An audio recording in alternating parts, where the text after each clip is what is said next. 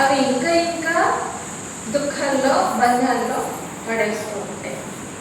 కాబట్టి నువ్వు పని చేసినప్పుడు ఎవరికైనా ఏదైనా సహాయం చేయటము, మాట సహాయం కావచ్చు, ధన సహాయం కావచ్చు, లేదా కర్మ రూపంలో శ్రమ రూపంలో కావచ్చు, సహాయం చేసి వచ్చి అలాగే ఎక్కడైనా సేవ అనేది చేసి వచ్చి నువ్వు అలా ప్రశాంతంగా కూర్చొని చూడు, దేవుడి ముందు ఎంత హాయిగా ఉంటుందో, గాలిలో తేలిపోయినట్టు ఉంటుంది.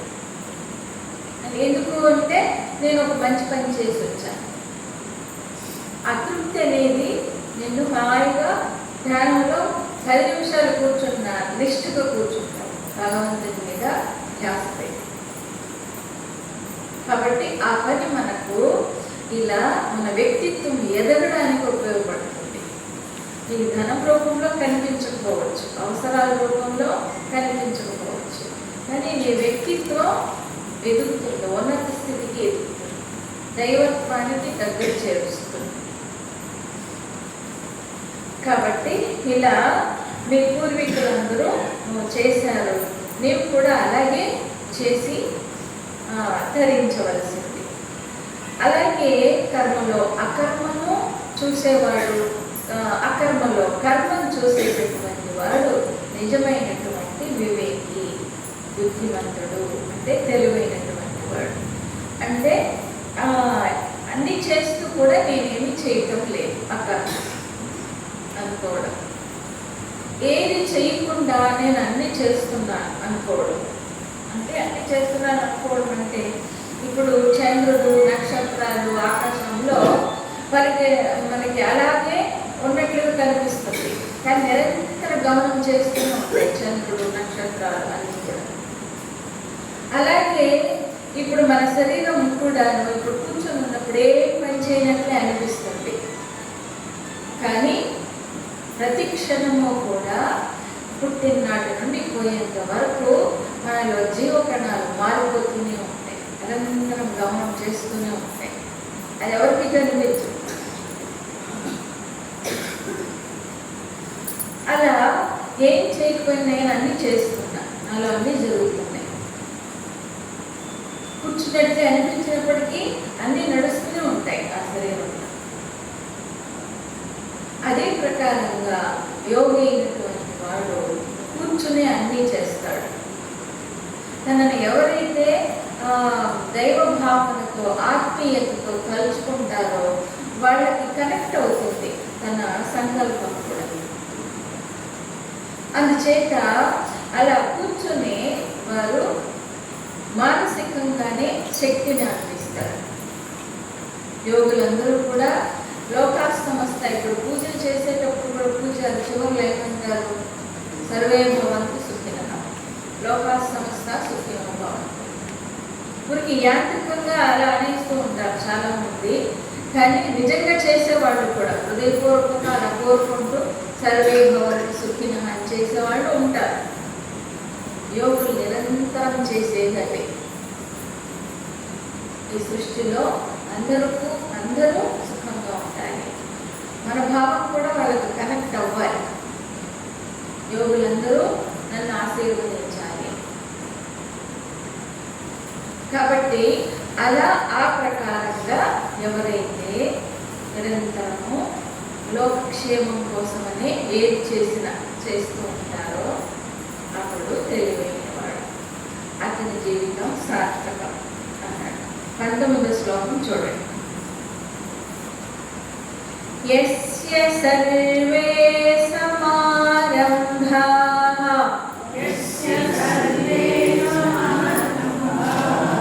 కామ సంకల్పవర్జితాః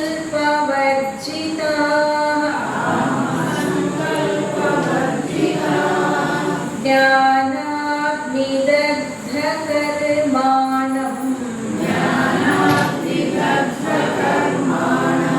తమాహు పండితం బుధా. యస్య సర్వే సమారంభాః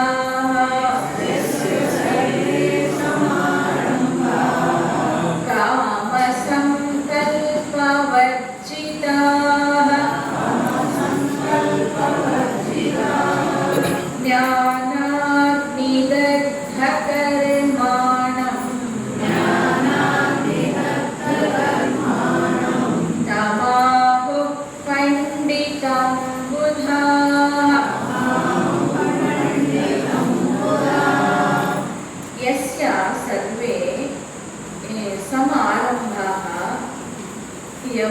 యొక్క మొత్తం కర్మలు కామ సంకల్ప వర్జితా, కోరిక సంకల్పం అనేది లేకుండా ఉంటాయో జ్ఞాన అగ్ని దగ్ధ కర్మాణం, అలాంటి జ్ఞానం అనే అగ్ని చేత కాల్చబడిన కర్మలు కలిగిన తమ్ అతన్ని బుధాహ విద్వాంసులు పండిత మాముడు, అతడే పండితుడని అంటారు.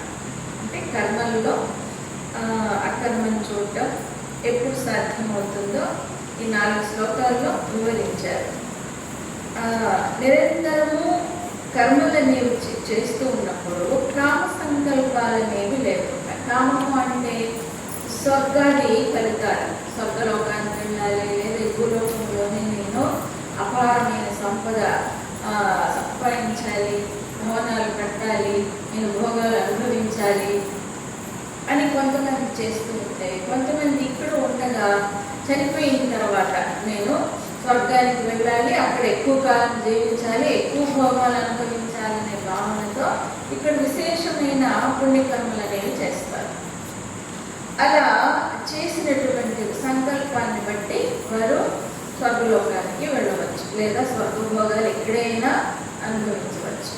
కొంతమంది ఇళ్లకు వెళ్తూ ఉంటే స్వర్గంలాగే ఉంటుంది, ఇంద్రభవనాలు లాగా ఉంటాయి పెద్ద పెద్ద భవనాలు. కానీ అక్కడ అన్ని వండి పెట్టి ఉంటారు, డైనింగ్ టేబుల్ మీద ఏది కావాలంటే అది అన్ని వండి పెట్టి ఉంటారు. కానీ వాళ్ళు తినేది ఏమిటంటే టాబ్లెట్స్. అక్కడ డైనింగ్ టేబుల్ మీద వండి పెట్టినవన్నీ తినేది ఎవరంటే పనివాళ్ళు. అలా అందుచేత ఏమిటంటే అలా స్వర్గం అనేది ఇక్కడే ఉంటుంది, అక్కడ ఉంటుంది. కొంతమందికి రాళ్ళు తిన్న అరిగిపోతాయి, కటికి నేల మీద పడుకున్నా గుర్రకు పెట్టినది నిద్రపోతారు, పట్టు పాన్పుల మీద పడుకున్నా నిద్రపట్టదు కొంతమంది. కాబట్టి ఏది స్వర్గం ఏది నరకం అని అంటే అదే, అన్నీ ఉన్నప్పటికీ తింటే అరగదు, పడుకుంటే నిద్ర పట్టదు, అదే నరకం. ఏమీ లేకపోయినప్పటికీ రాళ్ళు తిన్న అరిగిపోతాయి, కటికి నేల మీద పడుకున్నా స్వర్గంలాగా హాయిగా నిద్రపోతాయి, అదే స్వర్గం. అందుచేత ఇలా పని చేసేటప్పుడు కామ సంకల్పాలనేవి అంటే దేని మీద కోరికలని, ఏది ఇక్కడ కానీ అక్కడ కానీ ఏవో అనుభవించాలనే కోరిక లేకుండా సంకల్పవర్జిత అంటే కర్తృత్వ అభిమానం అనేది లేకుండా పనిచేసేటప్పుడు. కర్తృత్వం అంటే నేను చేస్తున్నాను, నేను అనుభవిస్తున్నాను, దీనికి నేనే కర్తను అనేటటువంటి అభిమానం కర్తృత్వం అంటారు. భోక్తృత్వం అంటారు, అంటే అనుభవించడం.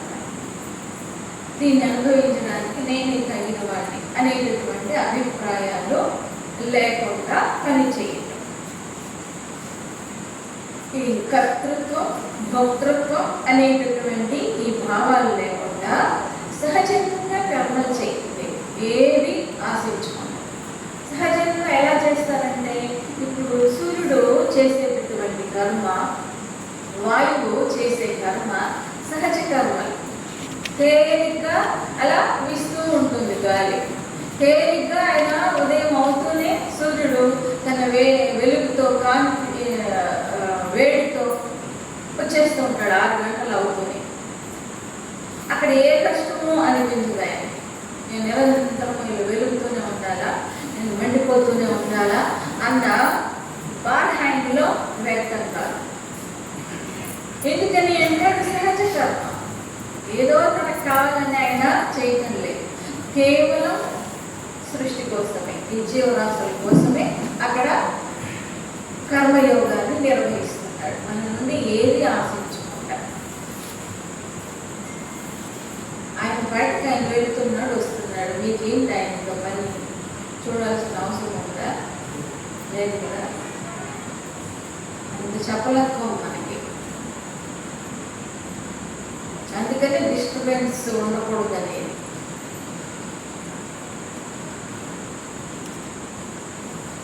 కదా, అలా కామ సంకల్పాలనేవి లేకుండా, కర్తృత్వ అభిమానం అనేవి లేకుండా కర్మలు నిర్వర్తించే వాడికి ఏకాగ్రత అనేది ఉంటుంది. ఏ పని చేస్తున్నాడో, ఏం వింటున్నాడో, ఏది చూస్తున్నాడో దాని మీద ధ్యాస ఉంటుంది. పక్క దాని మీద, పక్క వాళ్ళ మీద ధ్యాస ఉండదు.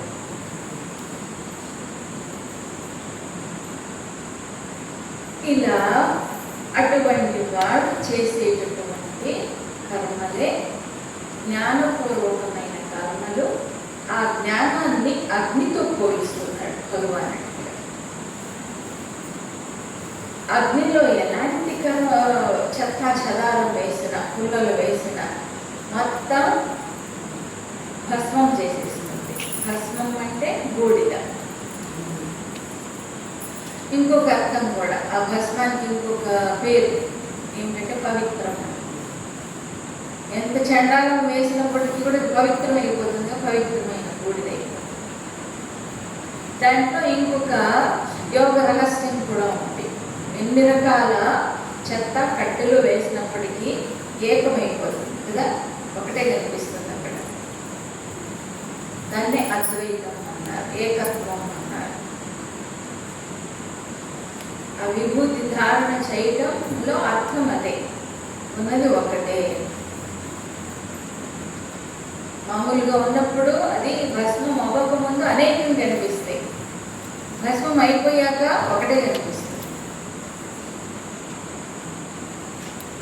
అలా ఆ జ్ఞానం అనేటటువంటి అగ్నిలో నీ కర్మలు, ఏ కర్మలు, జన్మ జన్మలుగా పేర్కొంటూ వచ్చినటువంటి ఆ సంస్కారాలన్నీ కూడా ఖాళీ బూడిదైపోతాయి. ఎప్పుడు ఇదిగో కామ సంకల్పాలనేవి లేకుండా కర్మలనేవి నిర్వర్తించినప్పుడు. కామ సంకల్పాలంటే ఫలితం మీద ఆశ లేకుండా, కర్తృత్వ అభిమానం అంటే నేను చేస్తున్నాను, నేను అనుభవిస్తున్నాను అనే అభిమానం లేకుండా చేసినప్పుడు. ఇది నేనే చేయాలి, నేను చేయబట్టి అది బాగుంది. ఈ అహంకారం లేచి లేచి పడుతూ ఉంటుంది. ఒకవేళ మనం చెప్పకపోయినప్పటికీ మనసులో అది లేస్తూనే ఉంటుంది. నేను నేను నేను చేస్తున్నాను, నా వల్లనే. ఈ భావం అనేది రాకుండా భగవంతుడు ఈ శరీరాన్ని ఉపయోగిస్తున్నాడు దాన్ని అని ఎవరైతే ఇలా కర్మలు చేస్తారో వాళ్ళ కర్మలు జన్మ జన్మలుగా వస్తూ ఉన్నటువంటి ఆ కర్మలన్నీ కూడా గ్రహించుకుపోతాయి. మన కర్మల్ని అంటే మన సంస్కారాలని 3 విధాలుగా విభజన చేసింది శాస్త్రం. వాటిని సంచిత, ఆగామి, ప్రారబ్ధ కర్మలు అన్నారు. సంచిత కర్మలు అంటే ఒక్కొక్క జన్మలో పోగైనటువంటి సంస్కారం సంచితం. ఎన్ని జన్మల్లో అవి పేర్కొని ఉన్నాయో వాటిని సంచిత కర్మలు అంటారు. ఆ సంచిత కర్మల్లో నుండి ఏవేవైతే పరిపక్వం అవుతూ ఉంటాయో ఆ పరిపక్వమైనటువంటి వాటిని బట్టే ఈ శరీరం అనేది వస్తుంది. దీన్నే ప్రారబ్ధతో కూడిన శరీరం అంటారు. అందులో పరిపక్వమైన కర్మలు పాపకర్మలో ఉండొచ్చు, పుణ్యకర్మలో ఉండొచ్చు. దాన్ని బట్టి పాపం రూపంలో ఫలితాలు కష్టాల రూపంలో వచ్చేస్తూ ఉంటాయి. పుణ్యం చేసినప్పుడు సుఖాల రూపంలో ఆ ఫలితాలు వచ్చేస్తూ ఉంటాయి. ఇదేనా వద్దు అనుకున్నప్పటికీ వచ్చేస్తూ ఉంటాయి, కోరుకుంటాయి. అది ప్రారంభం. ఇప్పుడు ఈ శరీరం ద్వారా చేసుకున్నటువంటి ఈ కర్మలు ఫలితాలు, రాబోయే ఫలితాలని ఆగామి కర్మలు అంటారు. అవి మనం కోరుకుంటూ చేసినప్పుడే అవి వస్తాయి. ఆగామి కర్మలు కోరుకోకుండా చేస్తే ఇక్కడ పూర్వం ఉన్నటువంటి ఆ సంస్కారాలు తొలగిపోతాయి, కాలిపోతాయి. ఇప్పుడు కొత్త వేడి కావు, హాయిగా తేలిగ్గా ఉంటుంది. కొత్తవన్నీ కూడా అవి మనకి స్టోర్ కాకుండా ఉంటాయి. పాతవి ఖర్చు అయిపోతాయి, కొత్తవి స్టోర్ అవ్వవు. నిర్లిప్తంగా కర్మలు నిర్వర్తిస్తాడు. ఇలా ఈ సంచిత, ఆగామి, ప్రారబ్ధ కర్మలు అన్నీ కూడా నశించిపోతాయి. ఈ విధానంలో ఫలితాన్ని ఆశించకుండా, మమకారం లేకుండా, అహంకారం లేకుండా కర్మలు నిర్వర్తించాలి. అటువంటి వారిని ఇక్కడ పండితులు అంటారు. పండితులు అంటే ఏవేవో శాస్త్రాలు అధ్యయనం చేసి, సంస్కృతం వేదాలు అధ్యయనం చేసి కుండలాలు తలపాగా పెట్టుకున్న వాళ్ళే పండితులని కాదు. ఇలా కర్మలు చేయటంలో నేర్పు కలిగిన వాడినే పండితులు అంటారు. తర్వాత చూడండి, త్యక్త్వా కర్మ ఫల సంగం నిత్యతృప్తో నిరాశ్రయః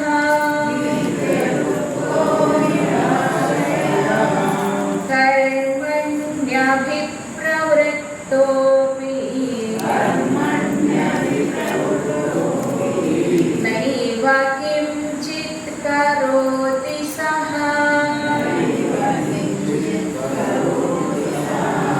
త్యక్త్వా కర్మఫల సంగం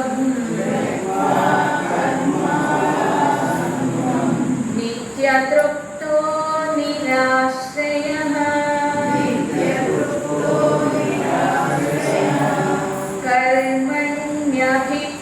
కర్మణ్యభిప్రవృత్తోపి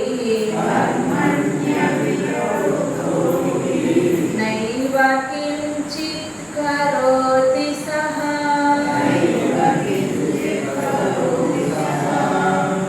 కర్మఫల సంగం త్యక్త్వా కర్మల ఫలితాన్ని వదిలి నిత్యతృప్తః నిత్యము తృప్తితో ఉంటూ నిరాశ్రయః దేనిని ఆశ్రయించకుండా కర్మని అభిప్రవృత్తః అపి కర్మలలో నిమగ్నుడై ఉన్నప్పటికీ సహ అతడు కించిత్ న కరోతి ఏవ అతడు కొంచెం కూడా కర్మ చేయని వాడే అవుతాడు.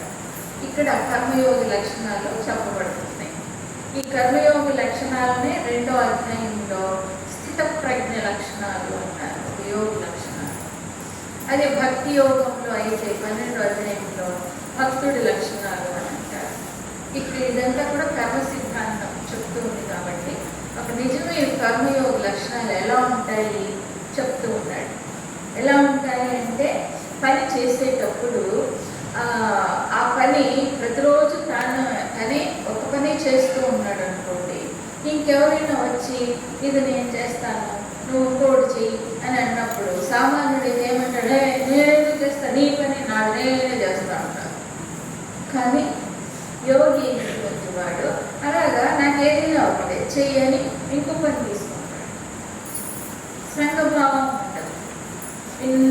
ఇన్నాళ్ళుగా నేనే చేస్తున్నా కాబట్టి నేనే చెయ్యాలని అన్న మమకారం, సంఘం అనేది ఆ కర్మతో ఉంటుంది. ఎక్కడ ఎవరికి ఏది చేయాల్సి వస్తే అది చేస్తాడు, నిర్లిప్త.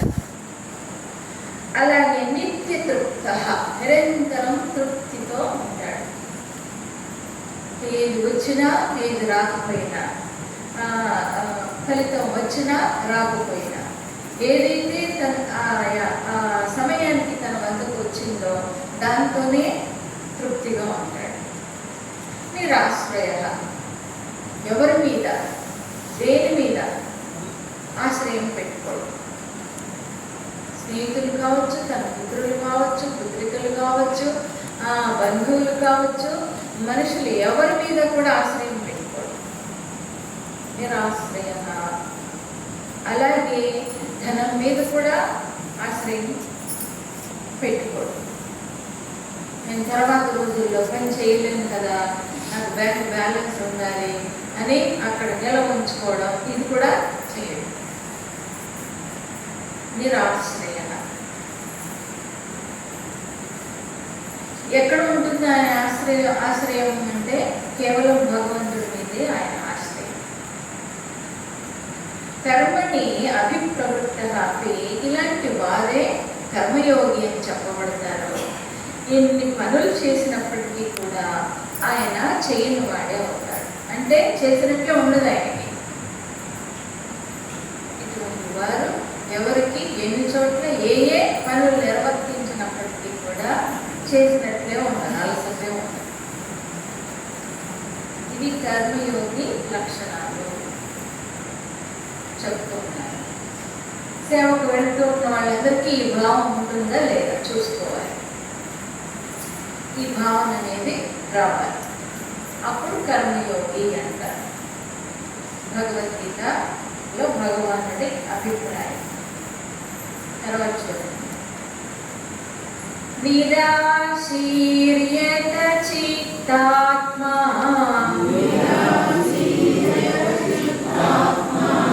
త్యక్త సర్వ పరిగ్రహః శారీరం కేవలం కర్మ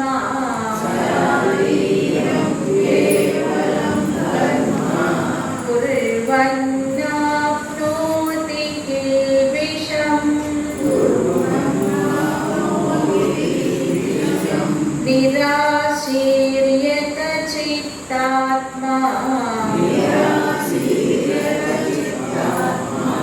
త్యక్త సర్వ పరిగ్రహః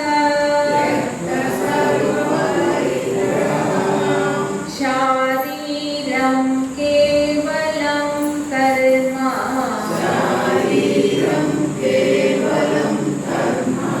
కుర్వన్నాప్నోతి కిల్బిషం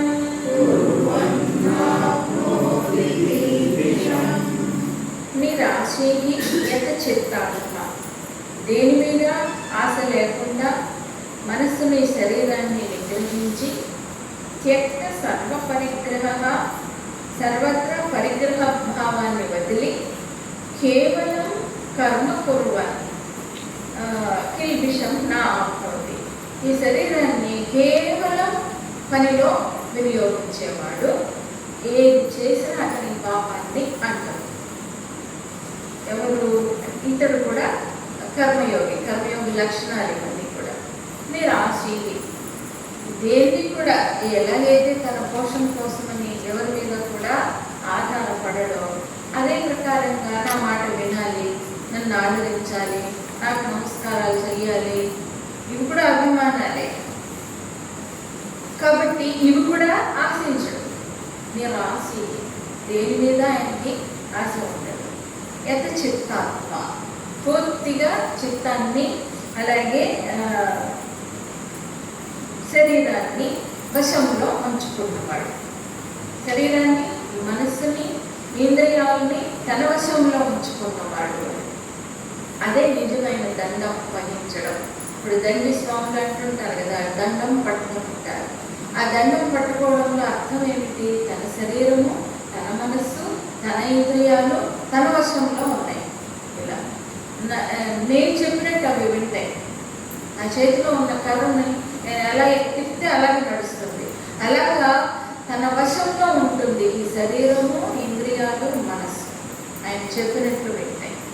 అది దండం అంటే. ఆ దండం పట్టుకోవడానికి గుర్తుందన్నమాట. వాళ్ళకి అవన్నీ ఆ మూడు కూడా వారి వశంలో ఉంటాయి.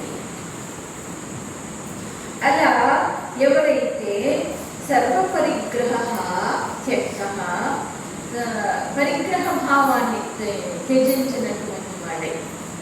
పరిగ్రహ భావం అంటే ఎక్కడికి వెళ్ళినా సాధారణంగా ఫంక్షన్లకు వెళ్తూ ఉంటాం కదా, అందరూ ఫంక్షన్లకు వెళ్తూ ఉన్నప్పుడు వాళ్ళ ఇంటికి వెళ్తే నాకేం ఇస్తారు, మా ఇంటికి వస్తే వాళ్ళు నాకేం చేస్తారు, ఇదే పరిగ్రహ భావం అంటారు. ఈ భావాన్ని అసలు రానివ్వడు జ్ఞాని అయినటువంటి వాడు, కర్మయోగి అయినటువంటి వాడు. పరిగ్రహ భావాన్ని వదిలిన వాడై ఇలా ఎవరైతే కర్మం చేస్తారో కిల్బిషం కుర్వన్ నా ఆప్నోతి ఎంత చేసినప్పటికీ కూడా ఆయనది దోషం అంటదు. భగవానుడు అదే కదా చెప్పాడు అర్జునుడితో, నువ్వు యుద్ధం చెయ్యి, భారం నా మీద వదిలేసి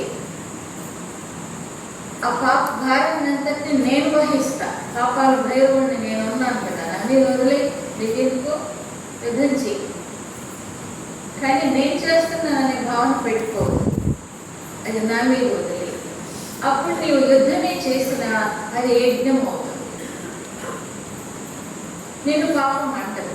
నువ్వు రక్తపాతమే సృష్టించవచ్చు, చంపవచ్చు ఇతరులని, కానీ ఇలా అభిమానము లేకుండా ఫలితాన్ని ఆశించకుండా ఎప్పుడైతే యుద్ధకర్మ నిర్వర్తిస్తావో, రాగము ద్వేషము లేకుండా ఎప్పుడైతే యుద్ధకర్మ నిర్వర్తిస్తావో అది ఆ తర్వాత యజ్ఞకర్మ అవుతుంది.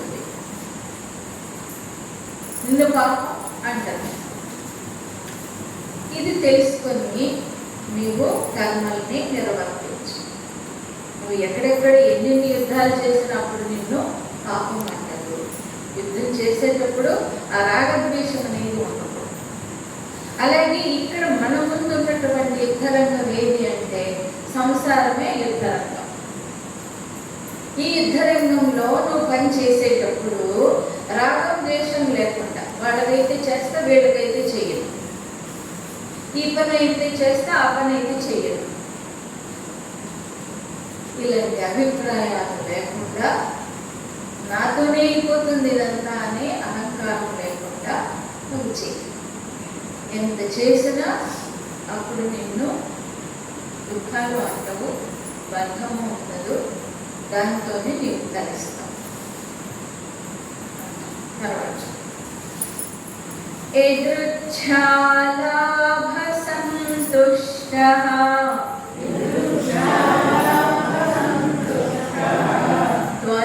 ద్వంద్వాతీతో విమత్సరః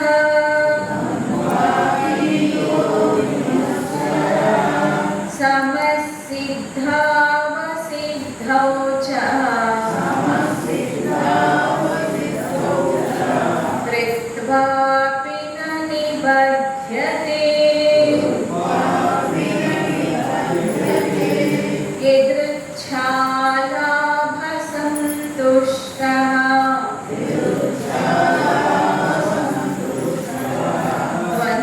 ద్వంద్వాతీతో విమత్సరః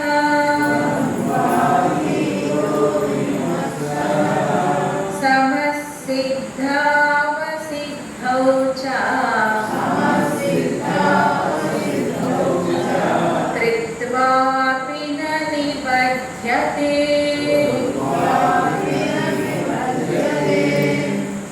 యదృచ్ఛా లాభ సంతుష్టః యాదృచ్ఛికంగా లభించిన దాంతో సంతుష్టి పడేవాడు. ద్వంద్వ అతీత ద్వంద్వాలని అధిగమించిన వాడు. విమత్సరః అరిషడ్వర్గాలు అన్ని తొలగించుకున్నవాడు. సిద్ధౌ అసిద్ధౌ చ ఫలితం వచ్చినా రాకపోయినా సమానంగా చూసేవాడు. కృత్వాపి న నిబధ్యతే కర్మ చేసిన అతడు బద్ధుడు కాడు. అలాగే ఇంకా కర్మయోగ లక్షణాలు ఇంకా కొన్ని ఇక్కడ చెప్పారు. అతడు ఎదురిచ్చా లాభ సంతుష్టుడు. తన పొట్ట పోషించుకోవడం కోసమని ప్రత్యేకించి ప్రయత్నాలు చేయడు కర్మయోగ అయిన వాడు. తన వద్దకు ఆ సమయానికి భోజనం సమయానికి ఏది వస్తుందో దాంతోనే తృప్తి చెందేవారు. ఇప్పుడు చూడండి, భగవంతునికి నివేదనగా పెడతారు కదా, ఆ ప్రసాదమే తిని జీవిస్తారు కొంతమంది. తన ముందు ఏదైతే ఉందో అది మాత్రమే, అంతేకాని రుచుల కోసమని ప్రత్యేకించి ప్రయత్నాలు చేయడు కర్మయోగి అయినవాడు. దీన్ని కొండచిల్లు అంటారు కదా, అజగర వృత్తి అంటారు. అజగరం అంటే కొండచిల్లు. ఆ కొండచిల్లు పెద్ద శరీరం బాగా కలిసి ఉంటుంది కదా, అలాంటి అది ఆహారం కోసం ఎక్కడికి వెళ్ళదు, అంత కాయాన్ని తీసుకొని ఎక్కడికి వెళ్తుంది పాపం. అందుకని ఒక చెట్టుకి పెన వేసుకొని తలకు మాత్రం వేలాడేసుకొని ఉంటుందట. ఆ జంతువులు ఏవైనా అలా అటు వెళ్తూ ఉన్నప్పుడు చిన్న చిన్న జంతువులు కొంచెం సుమారు పాటు తన మింగగలిగినవి అవి వెళ్తూ ఉన్నప్పుడు గట్టిగా నోటితో ఇలా పీలుస్తుంది గాలి. అలా పీల్చేటప్పటికి గాలి వాటికి ఆ బలానికి ఆ జంతువు తన నోటి వద్దకు వచ్చేస్తుంది, నోట్లోకి వచ్చేస్తుంది, మింగేస్తుంది. అది ప్రత్యేకించి ఎక్కడికి వెళ్ళదు. అలా యోగి అయినటువంటి వాడు ఈ అజగర వృత్తిని అవలంబిస్తారు. తన వద్దకు ఏదైతే వస్తుందో ఆ సమయానికి దాంతో మాత్రమే కడుపు నింపుకొని అలా జీవిస్తారు. అలాగే ద్వంద్వ అతీత, ద్వంద్వాలన్నిటికీ అంటే మన జీవితం మొత్తం కూడా ఈ ద్వంద్వాలతోనే నడుస్తూ ఉంటుంది. అంటే లాభము నష్టము, జయము అపజయము, సత్యము అసత్యము, సుఖము దుఃఖము, లాభము నష్టం, ద్వంద్వం అంటే రెండు ఎప్పుడు అంతే. ఇప్పుడు లాభం వచ్చింది అంటే ఇంకొక రోజు అదే, నెక్స్ట్ డే అది నష్టంలోనే ఉంటుంది. ఇప్పుడు సుఖం వచ్చింది అంటే రెండో రోజు దుఃఖం వస్తుంది. అంటే అవన్నీ కూడా వస్తూ ఉంటాయి, పోతూ ఉంటాయి. ఆగమ పాయినో నిత్యాహ అంటాడు కదా 2వ అధ్యాయంలో భగవానుడు. అవి వస్తూ ఉంటాయి, పోతూ ఉంటాయి. ఎలాగా శీతోష్ణాలు లాగా. శీతోష్ణాలు అనేవి ఎలాగైతే వస్తుంది వెళ్ళిపోతుంది, ఎప్పుడు అవే ఉండవు కదా. అదే ప్రకారంగా సుఖం వచ్చిన అది ఉండడానికి రాదు, చుట్టంలాగా వస్తుంది అంతే. చుట్టాలు వచ్చిన వాళ్ళు వెళ్ళిపోతారు కదా, అదే ప్రకారంగా అది వస్తుంది చుట్టంలాగా. అలా వచ్చినప్పుడు నీ ఒప్పి తబ్బిపోయిపోయి నాకంటే అదృష్టవంతులే లేరు అన్నట్టుగా ఇంకొకరిని తక్కువగా చూడటం, ఇలాంటివి చేసినట్లయితే వెంటనే మీకు దుఃఖం ఒకటి అక్కడ ఏర్పడింది. అందుకనే సుఖ దుఃఖాలను సహించిన నేర్పు తెచ్చేసుకోమంటాడు భగవంతుడు. ఆ నేర్పు తెచ్చుకున్నట్లయితే నష్టం వచ్చినా నీవు బాధపడవు, ఒకసారి లాభం వస్తుంది అనే ధైర్యం ఉంటుంది. కాబట్టి సిద్ధి అసిద్ధి పట్ల, ద్వంద్వాల పట్ల సమానంగా స్వీకరించేవాడు కర్మయోగి. ఆ కర్మయోగి ఎలా వీటిని సమంగా స్వీకరించగలుగుతున్నాడంటే విమత్సరః. విమత్సరం అంటే అసూయ, ఈర్ష్య అని అర్థం వస్తుంది. అంటే ఇది చివరి గుణం. అరిషడ్ వర్గాలలో కామం, క్రోధం, లోభం, మదం, మాత్సర్యం అనేవి ఈ 6 శత్రువులు అంటారు. అంటే వీటన్నిటిని త్యజించిన వాడు, వీటన్నింటినీ అధిగమించినటువంటి వాడు అని అరిషడ్ వర్గాలు. అటువంటి వాడు మాత్రమే సిద్ధిని అసిద్ధిని, సుఖాన్ని దుఃఖాన్ని సమంగా స్వీకరించగలుగుతాడు. అతడు కర్మయోగి. కర్మయోగికి అదే లక్షణాలు, భక్తుడికి కూడా అదే లక్షణాలు చెప్తారు తర్వాత 12వ అధ్యాయంలో. అంతేగాని కర్మయోగం అంటే గృహస్థులు నిర్వహించేవి, భక్తి యోగం, జ్ఞాన యోగం ఇవన్నీ సన్యాసులు అనుసరించేవి అని అపోహపడుతూ ఉంటారు కొంతమంది. కర్మయోగులు సన్యాసుల్లోనూ ఉంటారు, గృహస్థుల్లోనూ ఉంటారు. జ్ఞానయోగులు గృహస్థుల్లోనూ ఉంటారు, సన్యాసుల్లోనూ ఉంటారు. వారి వారి ఆసక్తిని బట్టి ఒక్కొక్క యోగాన్ని అనుసరిస్తూ ఉంటారు. ఎవరైనప్పటికీ కర్మయోగి అయినా, భక్తి యోగి అయినా, జ్ఞానయోగి అయినా, జ్ఞానయోగి అయినా ఉండవలసింది ఏమిటి? అరిషడ్ వర్గాలన్నీ తొలగించుకున్నవాడు మాత్రమే అన్నింటినీ సమంగా స్వీకరించగలిగే నేర్పు ఉంటుంది. అతడే కర్మయోగి, అతడే భక్తి యోగి, అతడే జ్ఞానయోగి. అటువంటి వారు కృత్వాపేన నిబద్ధతే. ఎన్ని కర్మల మధ్య వాళ్ళు నడుస్తూ ఉన్నాయి, ఎంత పెద్ద బాధ్యతలు నిర్వహిస్తూ ఉన్నప్పటికీ నా నిబద్ధతే, వాళ్ళకి అది బంధం కానే కాదు. జనక మహారాజు ఎప్పుడు ఆయన రాజు అన్నప్పుడు నవరసాలు ఉంటాయి మహారాజు భవనంలో. అన్నిటినీ చూస్తూ ఉంటాడు, అన్నిటినీ అనుభవిస్తూ ఉంటాడు. కానీ ఆయనని మహాజ్ఞానయోగిగా అందరూ ఆదర్శంగా స్వీకరించేవారు. జనక మహారాజు విదేహ ముక్తుడు అనేవారు. ఆయన జీవించి ఉండగానే దేహం నుండి విముక్తి లభించింది. ఆయన అంటే జీవించి ఉండగానే ముక్తి పొందినవాడు. దేహం ఉండగానే అంటే నేను దేహం కాదు, దీని ద్వారా ఆయన నడిపిస్తున్నాడు అనే భావనలో ఆయన నిలిచి ఉండేవాడు. కాబట్టి ఇది కర్మయోగి లక్షణ. ఇంకా చెప్తున్నారు ఇంకో శ్లోకం. గత సంగస్య ముక్తస్య జ్ఞానావస్థితచేతసః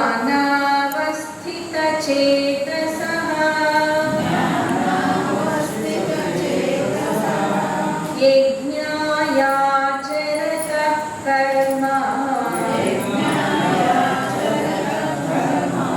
సమగ్రం ప్రవిలీయతే. గత సంగస్య ముక్తస్య, దేనిలోనూ సంగభావం లేనివాడు, ముక్తస్య సంసార బంధాల నుండి విముక్తుడై ఉన్నవాడు, జ్ఞాన అవస్థిత చేతసః జ్ఞానంలో మనసుని నిలిపినవాడు, యజ్ఞాయ ఆచరతః యజ్ఞం కోసం కర్మలు ఆచరించేవాడు, కర్మ సమగ్రం ప్రవిలీయతే అతడి కర్మలన్నీ కూడా పూర్తిగా నశించిపోతుంది. అంటే ఎన్నో జన్మల్లో సంస్కారాలన్నీ కూడా పూర్తిగా నశించిపోతాయి. సంఘభావం పూర్తిగా కలిగిన వాడు. సంఘభావం అంటే దేని మీద సంఘభావం అనేది ఉండదు. ఇల్లు కావచ్చు, పిల్లలు కావచ్చు, ఆస్తులు కావచ్చు, స్నేహితులు కావచ్చు, దేని పట్లనైనా సంఘభావం. ఒకటి వదిలితే ఇంకోటి పట్టుకుంటుంటారు కదా చాలా మంది. అలా దేని పట్ల కూడా సంఘభావం లేనటువంటి వాడు. దీనికి ఉదాహరణ చెప్తూ ఉంటారు. ఒక యోగి నగరాల్లో ఉంటే అన్ని ఆటంకాలు ఉంటాయి, ఏకాగ్రత పొదం, కానీ ఒక అరణ్యంలో వెళ్ళి ధ్యానం చేసుకుంటూ ఉన్నాడు. తపస్సు చేస్తూ ఉంటే ఎవరో జంతువులు మేపడానికి వచ్చేవాళ్ళు, అందరూ ఆవులు మేపడానికి వెళ్ళిన వాళ్ళు ఎవరో యోగి ఉన్నాడని ఆయనకి వెళ్ళి నమస్కారం చేసుకొని వెళ్తూ ఉండేవాళ్ళట. అలా అక్కడ యోగి ఉన్నాడు కదా, ఒంటరిగా ఉన్నాడు, ఆయనకి పళ్ళు పాలు తీసుకెళ్ళిస్తే మంచిదని చెప్పి అందరూ వాళ్ళకి తోచింది చేతి పట్టుకొని వెళ్ళి ఇస్తూ ఉన్నారు. ఆయనకేమో గడుస్తూ ఉంది. ఒకరోజు ఇంకా రోజు అలా వెళ్తూ రావటంలో ఆయన పట్ల కొంచెం సంఘం ఏర్పడుతుంది కదా అందరికీ అని చెప్పి స్వామికి కుటీరు వేసి పెడదాం, పాపం అలా చెట్టు కిందనే ఉంటున్నారు, ఎండ గాలి వర్షం ఇవన్నీ కూడా ఉంటాయి కదా అని ఒక చిన్న పాకలాగా వేసి ఇచ్చారు. అది చక్కగా అప్పటి నుండి ఇంకా కొంచెం బాగా ధ్యానం చేసుకుంటూ ఉన్నారు. ఇప్పుడు వానకి ఎండకి కొంచెం ఇబ్బంది లేకుండా ఉంది. ఇలా ఉంటే వీళ్ళు తెస్తూ ఉన్నటువంటి పదార్థాలు కొన్ని పిండి వంటలు కూడా వస్తూ ఉన్నాయి. అప్పుడప్పుడు వస్తూ ఉంటే అవన్నీ తినగలిగినవి తిని మిగతా అవన్నీ చూరులో పెట్టుకుంటూ ఉండేవాడట. ఆయన పెట్టుకుంటూ ఉంటే ఎలుకలన్నీ వచ్చి చేరుతుంది. ఎలుకలు వచ్చి పాపం ఆయన వస్త్రాలు కూడా ఉండేది గోచి ఒకటే, ఆ కౌపీనాన్ని కూడా ఎలుకలు కొరికేస్తున్నాయి. కొరికేస్తూ ఉంటే చాలా ఇబ్బందిగా ఉంది. అందుకని ఇంకో భక్తుడు మీకు కావాల్సినవి కౌపీనం తెచ్చిపెడతాను, ఏముంది ఇంత మోరడు గుడ్డే కదా అన్నట్లుగా తెచ్చిపెట్టేవారు. ఎన్ని తెచ్చిపెట్టినా వాళ్ళు ఆ పదార్థాలు పండ్లు ఇవన్నీ తెస్తూ ఉన్నప్పుడు ఆ వాసనకి ఎలుకలు ఎక్కువైనాయి. ఎన్ని తెచ్చిపెట్ట కొరికేస్తున్నాయి. కొరికేస్తుంటే ఇంకొక భక్తుడు ఈ గొడవ అంటే ఎందుకు స్వామి, ఒక పిల్లిని తెచ్చి వదులుతామన్నారు. వాళ్ళేమో పిల్లిని తెచ్చి వదిలేరు. అప్పటి నుండి ఎలుకలు అయితే లేవు, కానీ దానికి పాలు కావాలి కదా, పాలు ఎట్లా వస్తాయి. అందుకని అదే మహాభాగ్యం, మేము పాలు ఇక ఆవు వెళ్తూ వెళ్తూ ఆవు పాలు తీసి మీకు ఇచ్చి వెళ్తాము, ఇబ్బంది లేదు కానీ అలాగే పాలు కూడా తెచ్చిస్తూ ఉంటారు. ఇలా అయ్యేటప్పటికీ నెమ్మది నెమ్మదిగా రోజు వచ్చేవాళ్ళు రావటం లేదు. ఈ పాలకేమో పిల్లలు ఎక్కువైపోతూ ఉన్నాయి. రాకపోయేసరికి అప్పుడు ఇంకొక భక్తుడు అన్నాడు, ఈ గొడవ అంతా ఎందుకు స్వామి, మేము రానప్పుడు దానికి పాలు ఉండవు, మీరు ఇబ్బంది పడతారు, మీకు ఒక ఆవు ఇక్కడ ఆవు దూడని పెడతాము, ఆయన అరణ్యంలో గడ్డి వేస్తుంది, దానికి ఏం లోటు లేదు కదా అన్నాడు. మొహమాటం కొద్ది సరే అన్నాడు. ఆయన ఆవును తెచ్చిపెట్టాడు. ఆవును తెచ్చిపెడితే ఆ తర్వాత దాన్ని చూసుకోవటానికి అరణ్యం చూడడానికి వీళ్ళెవరు రాకపోతే ఈయనకు పని పడుతుంది. అందుకని ఇంకో భక్తుడు కొన్నాళ్ళు అయ్యాక ఈ గొడవ ఉంటే ఇంకొక అమ్మాయిని తెచ్చి పెడతావా, అమ్మాయిని తెచ్చిపెట్టేటప్పుడు సంసారం వచ్చేస్తుంది. సంరక్షణార్థం అయం పటాటోపమాని తులసారక. కాబట్టి అలా ఒకటి వదిలేసి వచ్చిన అరణ్యంలోకి వచ్చిన సంసారం వచ్చేసి అందుకని గత సంఘర్షం అన్నిటి నుండి అన్ని బంధాల నుండి పూర్తిగా విముక్తి పొందినవాడు. దేని పట్ల ఆకర్షణకి ఎవరు చెప్పినప్పటికీ కూడా లోకడు, దేనికోసము లోకడు. ఎందుకు అంటే జ్ఞాన అవస్థిత చేత తను నేర్చుకున్న జ్ఞానం, తను విన్న జ్ఞానంలో ఎప్పుడూ అతని మనస్సు నిలిచి ఉంటుంది. కాబట్టి ఏమిటి ఆ జ్ఞానం అంటే ఇప్పుడు చావు పుట్టుక అనేది ఈ దేహానికి సంబంధించింది. అలాగే ఆకలి దప్పిక అనేది ప్రాణానికి సంబంధించింది. ప్రాణం ఉంటేనే ఆకలి దప్పిక అనేది. అలాగే సుఖము దుఃఖము మానం అవమానం అనేవి మనసుకు సంబంధించినవి. మనస్సు ఉంటేనే అవన్నీ. అలాగే ఇది నేను చేస్తున్నా, నేను చూస్తున్నా అనే కర్తృత్వం అనేది బుద్ధికి సంబంధించింది. ఇవేవి నేను కాదు అనే జ్ఞానంలో నిలిచి ఉన్నవాడు జ్ఞాన అవస్థిత చేతస. ఈ శరీరం నేను కాదు, ఈ ప్రాణం నేను కాదు, ఈ మనసు నేను కాదు, ఈ బుద్ధి నేను కాదు. ఎవరు నేను అంటే వీటికి అతీతమైన ఆతత్వాన్ని. మీ హృదయంలోనే ఉన్న మీకు సంబంధించిన దోషాలు నాకేమి అంటున్నాను కాడు కదా భగవంతుడు, అదే నేను. వాటితో కూడిన ఈ దేహంలోనే ఉన్నప్పటికీ వాటితో సంబంధం లేదు ఆయనకి, భగవంతునికి. అదే నా స్వరూపం అని జ్ఞానంలో నిలిచి ఉన్నవాడు కర్మయోగి.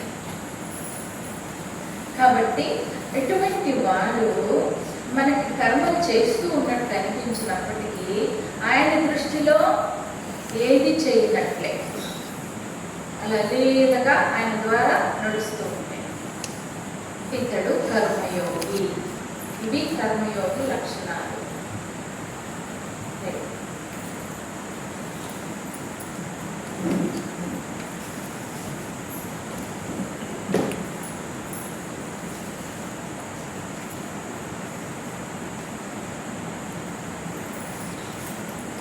ఎనభై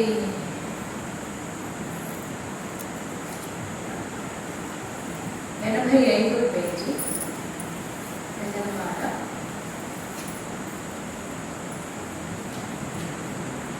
దశరథ నందన రామ ఘనశ్యామ మునికామ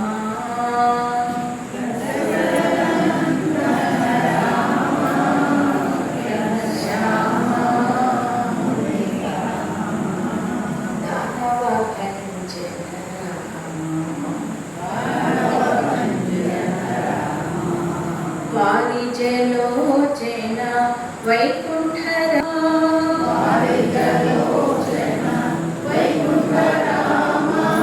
పాపభంజన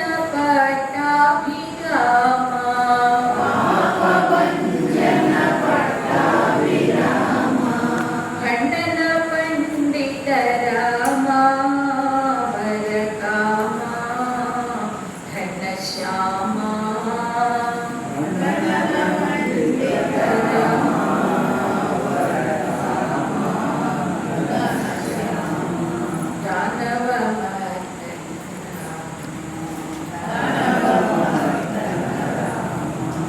దశరథ నందన రామ ఘనశ్యామ మునికామ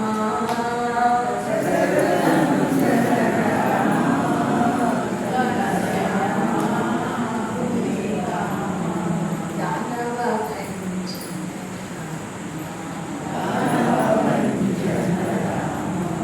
మేరు ధీర ఘన మేఘశ్యామ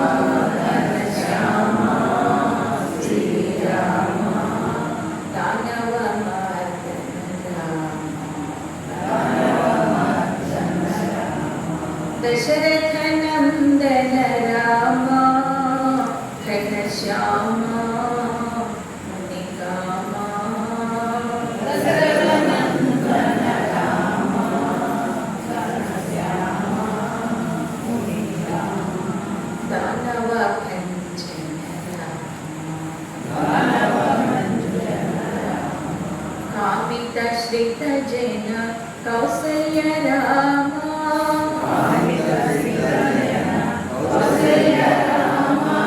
కాంచన చేలా కారుణ్య రామ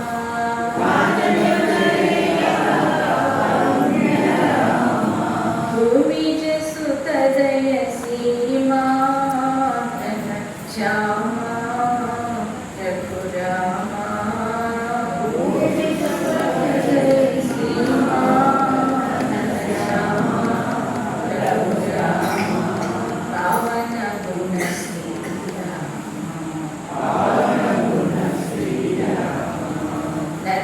నరసదాసనుత అంజన భీమా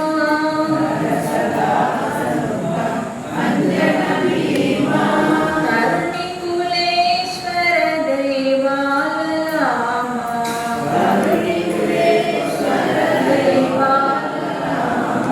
హరివర పాలక రామ ఘనశ్యామ మునికామ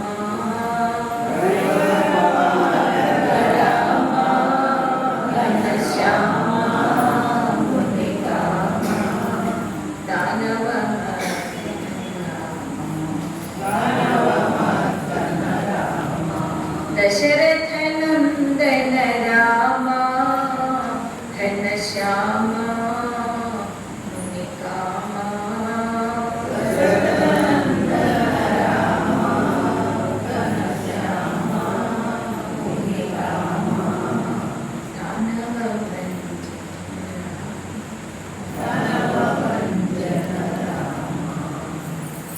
ఓం సర్వే భవంతు సుఖినః సర్వే సంతు నిరామయాః సర్వే భద్రాణి పశ్యంతు మా కశ్చిత్ దుఃఖభాగ్ భవేత్.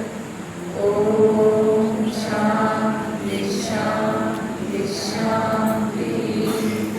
హరి ఓం. శ్రీ గురుభ్యో నమః. హరి ఓం.